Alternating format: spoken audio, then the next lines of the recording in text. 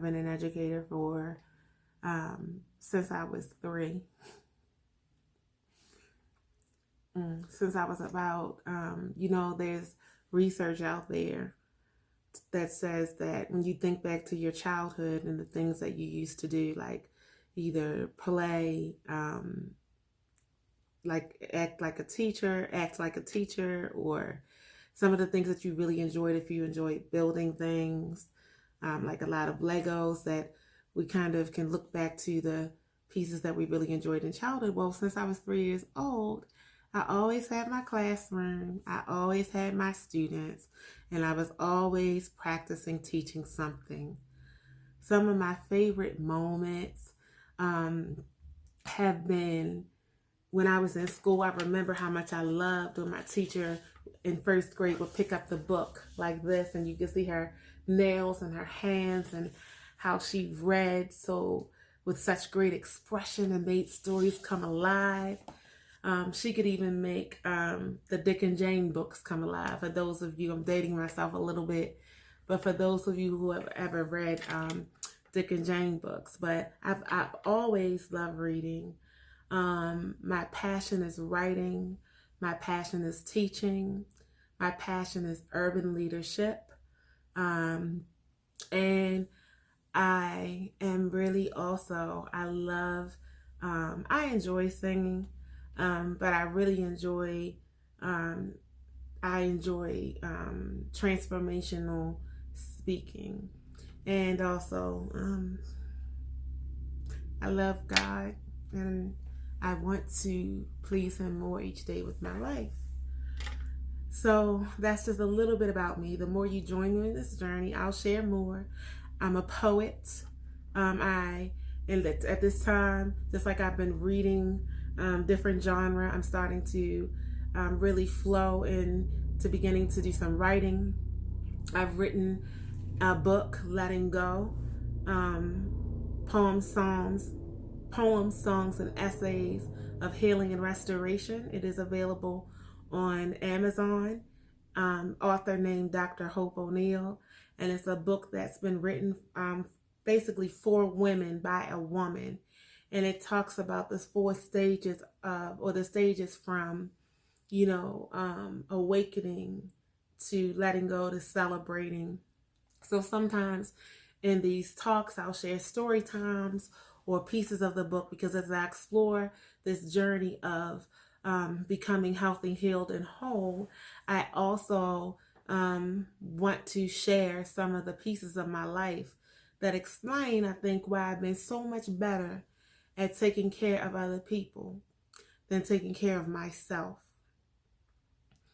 So there are parts of my book that talk about what I believe really informs that. And so what brings me here today is that I really have been ebbing and flowing with my health journey. And one of my pain points is that I have traditionally practiced number 1, procrastination, number 2, discipline, number 3, consistency. So, and number 4, this stop and start, and with an all or nothing mindset. So if I go back, I'm at my home office, but to kind of remind myself of the things I've just said, let's talk about procrastination first. Hope is very good, and I don't know if you can relate, at putting things off. Not in my professional career. I am a runner in that. I am an overachiever. I am always trying to give my most, because as an educator, as a teacher, as an educational leader, I have always tried to give it my best and my all for the children and staff I serve in the organizations. However, because I have procrastinated or put off is my own well-being, my own health, and not only my physical health, but mentally. The work that I do in the field that I'm in, and spiritually, there's sometimes when we, as teachers and educators, we can face a burnout and we forget to put first things first, which is our own health and well-being. So first, that's where the procrastination comes in, not with the pieces to which I've been chosen to do for others, but that which I'm supposed to be disciplined enough to do for myself. So I'm working on stopping the procrastination and developing the discipline to do the things with my health that aren't always easy, such as eating healthy, overall having a time to stop eating, creating an exercise and maintaining an exercise program, seeking stress management and anxiety management, keeping the joy in life, having a balanced life work balance, making sure that I'm going out to have fun and enjoy myself. I can be very introverted, and my best relaxation sometimes is just reading a good book. But I know I need to develop some discipline and some joy and consistency in how I'm taking care of myself. The last piece I think I talked about was this all or nothing thinking, and where I'm either all good and I'm cutting out everything and I'm going cold turkey keto, or cold turkey, green smoothie cleanse, or oh yes, I'm going to just go now, whatever plan, extreme weight loss. And then when I can't stay within that window of deprivation, and sometimes starvation, and I'll just have something to come out of that. And I don't know if you can relate, but then I find myself binging and staying out until it's a habit. I've had a whole month of not really taking care of myself the way I should. The other thing that I think about, that because I think it's very important, that in order for you to solve for something, you need to be aware, you need to analyze, and you need to acknowledge and admit where your weaknesses and pain points are.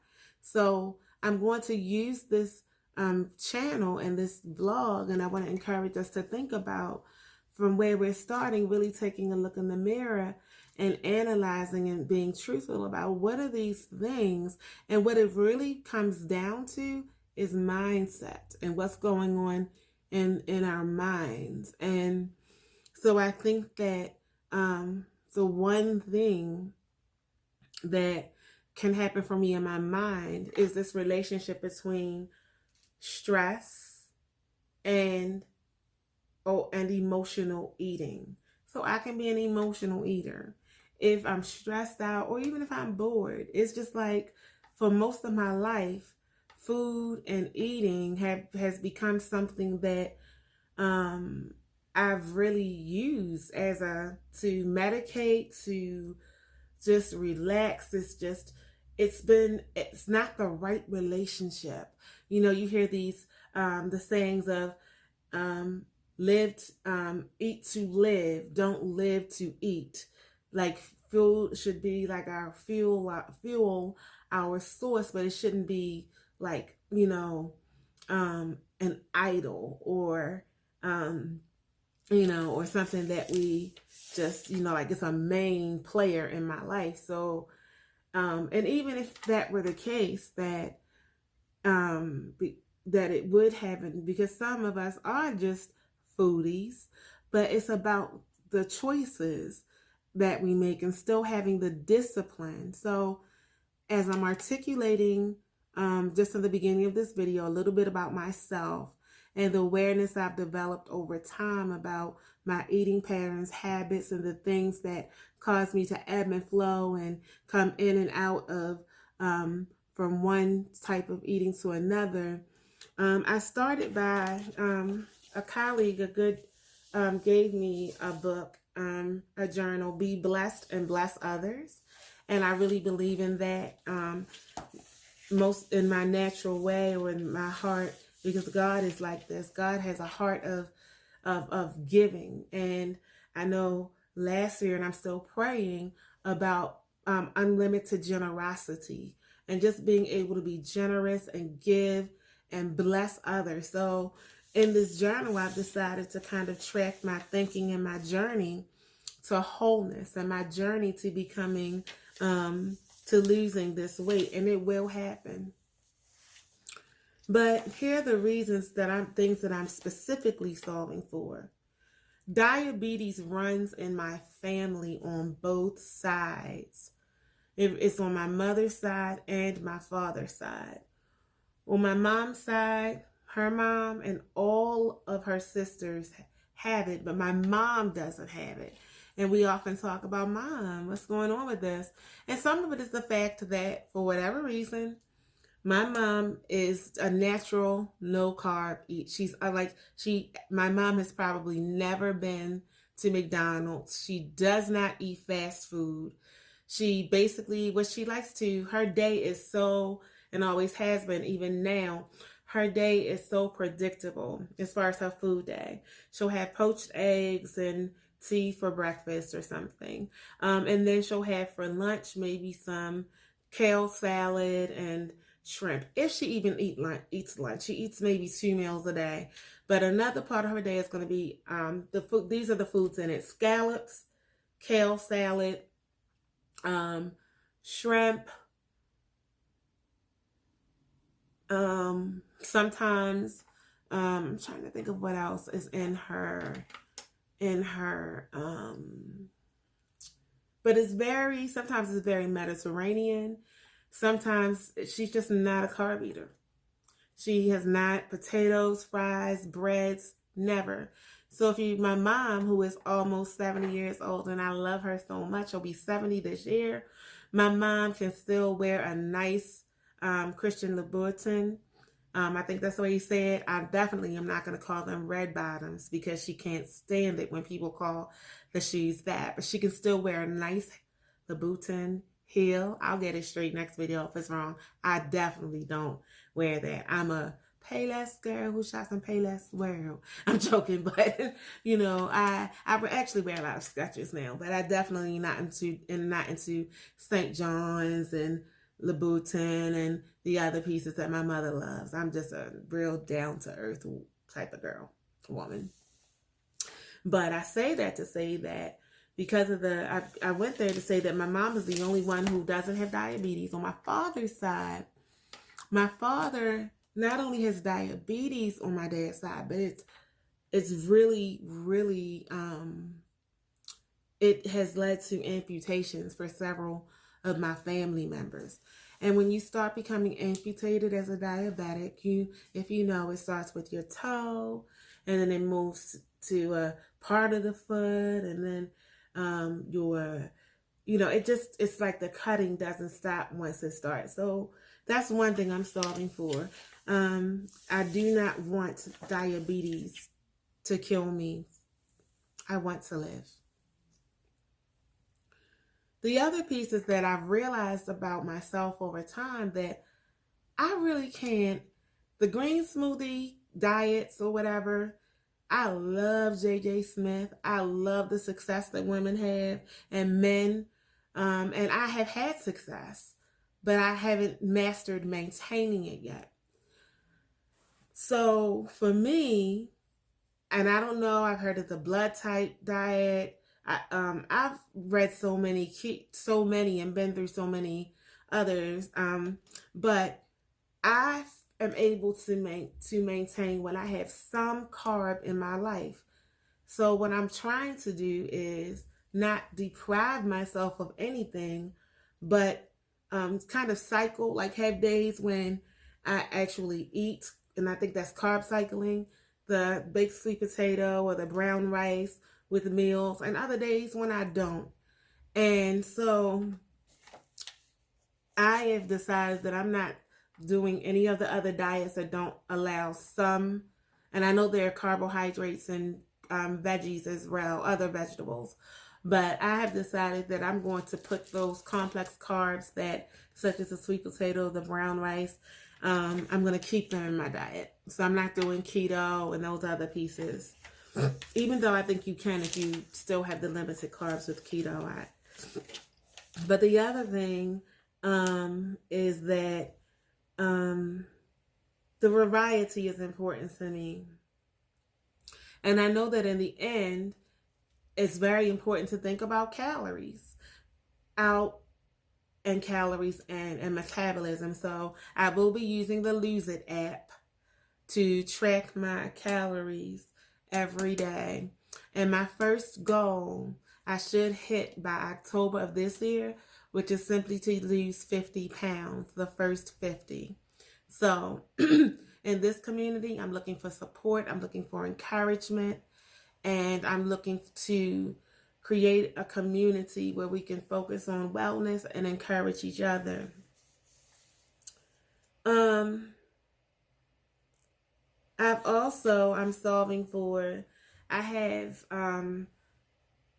certain balance issues and vertigo at times because of fluid buildup in my middle ear. So when I eat foods and then my blood pressure that are high in salt, I can experience, and I'm just learning this, that is an impact. The kinds of food that I eat can impact the fluid buildup in my inner ear. So that's the other thing I'm solving for. So I know I can't do everything at one time.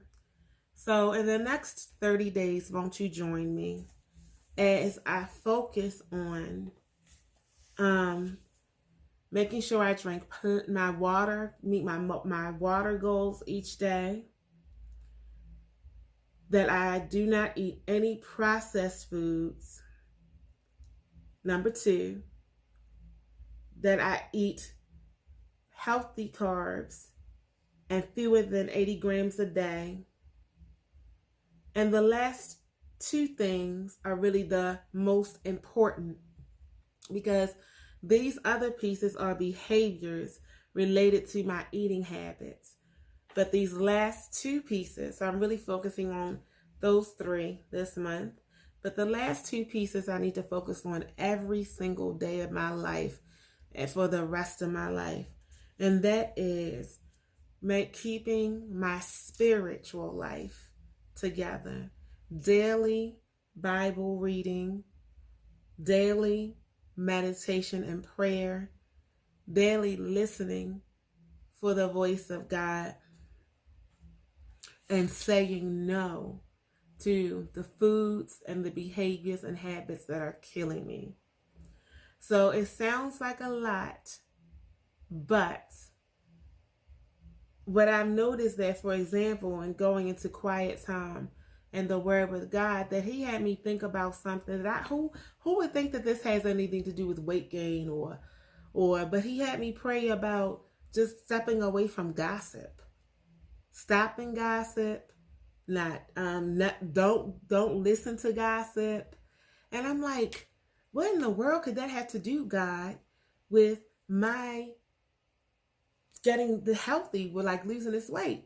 Well, He showed me that when we do take all of that in, and it's just toxic, and that it keeps us from focusing on things that are more positive and seeing the best in others, and all that energy could be spent focusing on Him and making me and how He is going to make me a better person. So I will say that throughout this journey, you will see that I will be sharing some my good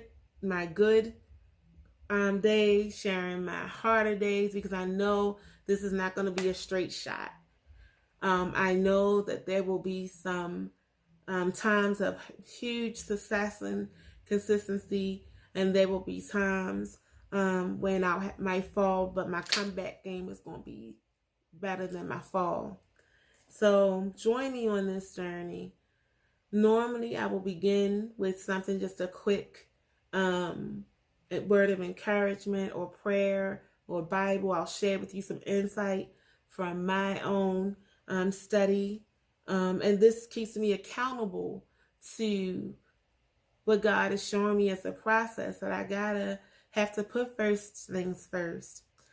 And so I want to end, and I'm going to try to do videos at least 3 times a week, and to talk and share and make them a little more lively. This is just an introductory video. But my former pastor always used to talk about, and many people have since used this story or analogy of putting your own mask on before you try to, rescue others. If a plane is crashing, put your mask on first, and then you can help others. Physician, heal yourself. For some of us, it's so easy for us to go around trying to support and help and assist others. But everyone in every situation is not our assignment. And we have to look at our time as precious. And if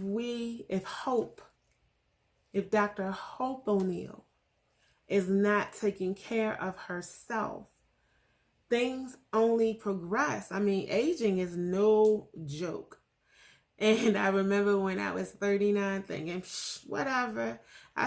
People say when you turn 40, and I still feel like I'm 20, and I'm 39 years old. What? And I'm going to tell you, the year I turned 40, I could not believe it. I'm not even trying to hear all this. And the year I turned 40, it definitely became, I started to feel like, this is a little bit different in my body and everything. So I am determined to be healthy, healed, and whole, and to do the things. So come on, join me on this journey. The rules on this in this journey are no profanity, don't be mean, don't be unkind, be considerate, compassionate to any who choose to comment to me, and let's encourage one another. I know I can do this. I know I can. And if you are here because you have a journey and you have 100 or more pounds to lose, I know you can do it too. So many thanks to other YouTubers who have encouraged me to start to share my story. So I will be back on either Saturday or Sunday. Today is March 6th, and it's a Friday. It's my first video. So thank you for listening, and thank you for sharing. I tell you, right now I'm dealing with some sinuses, etc. But I tell you, some of these are going to be very enjoyable conversations, and you don't want to miss them. So I will see you, and hopefully from week to week you will see me smaller and smaller. I'll be sharing some full body shots as I go along the way. I'm not ready to share those scales yet, those numbers, but I will share as I grow. No, as I shrink. Ha ha ha ha. But I will share I think my sense of humor will just make you think I should be a comedian at times. But seriously, I love laughing, and I love, laughing with others. So we will laugh together sometimes. But I am excited about this journey, and I look forward to you joining me. And I will see you either Saturday or Sunday evening. Have a great evening, and see you then.